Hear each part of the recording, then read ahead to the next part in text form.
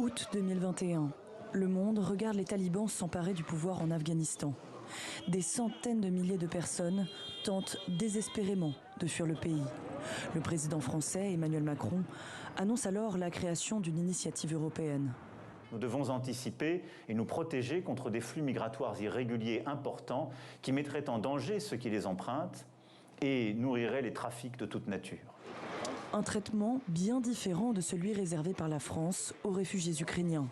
Plus de 100 000 places d'hébergement débloquées par les autorités françaises. Une protection temporaire aussi de séjourner jusqu'à 3 ans dans l'Union européenne, d'y travailler, d'accéder au système scolaire et d'y recevoir des soins médicaux. Une directive saluée par Amnesty International, mais l'ONG épingle la France sur sa politique d'accueil des migrants différente selon les nationalités. On voit une illustration du deux poids deux mesures qui est quand même aujourd'hui très dénoncé.